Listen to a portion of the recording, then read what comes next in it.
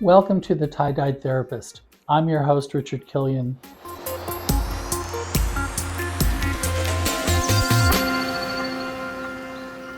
Thank you for coming back to see me.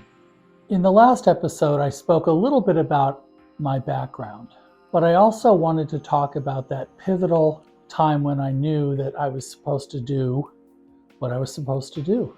And I'm certainly not alone in that.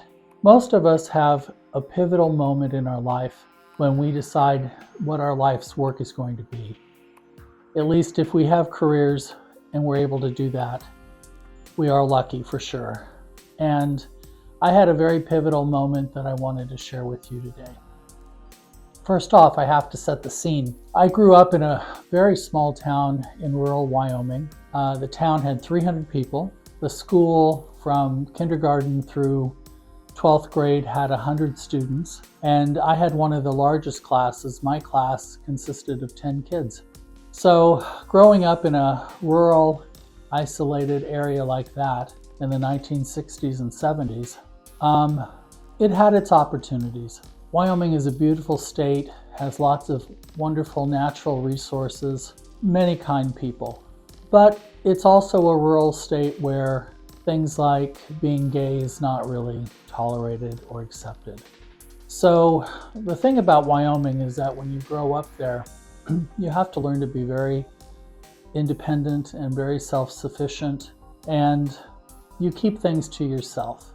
So in other words, if you feel like there's something about you that you need to keep quiet, you do so for your own protection. And that's sort of how I felt growing up. I was lucky enough to get a scholarship to the University of Wyoming, but the problem with that was because I came from such a small community, there was no such thing as college prep. I had no idea how to study. And all of my classes in junior high, high school pretty much felt like private tutoring. So I didn't develop the skills that I needed to in college, and after a year, I flunked out. So after I flunked out, I had some problems with my parents because they certainly wanted me to be in college, and I decided, well, I guess I would just need to get a job. So I took the first job that I could, and that was running a homeless shelter in Laramie, Wyoming. It was something that my parents really didn't think was such a great idea. I was only, 19 or 20 at the time. And what this was a shelter which housed people overnight, housed families overnight. They were transient people that were coming through Wyoming. Nobody ever stayed. Everybody was headed to the East Coast or they were headed to the West Coast, and Wyoming was one of those places that you had to go through in order to get there. And so I took over this job, and it was a real eye-opening experience, I have to tell you. Within the first year, and I lived at the shelter with these folks, within the first year, I went through, 1,200 people. 1,200 people stayed at my shelter over the course of a year, which doesn't seem like a lot these days, but when you think about how small Laramie was, when you think about the fact that I hadn't been exposed to all that many people to start with, it was so eye-opening to learn how people lived and how people survived. And more importantly, their survival skills and their ingenuity. I can't imagine having to travel from one end of the country to the other with no money and no means. But these people did. They found ways to do that.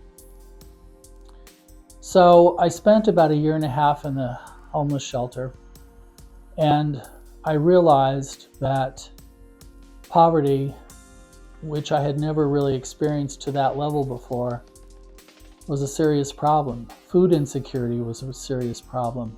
People not having clothes or medical care. And I felt great compassion, but I also felt the motivation to try to go back to college. So the last 6 months or so of my time at the homeless shelter, I took a course called Introduction to Social Work. And The chair of the social work department there really took a liking to me. He encouraged me to do the course. I did really well in it, and I got my scholarship back and I got to go back to the university. That was a pivotal moment for me because I learned so much about the value of education, and I learned about how people needed to motivate themselves.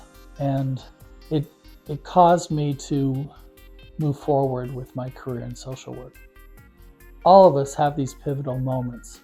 It might be a good thing today for you to take a moment and think about a pivotal moment in your life, which changed everything for you. Anyway, that's all I wanted to share today. Thank you for joining me. I'll see you next time. Bye-bye.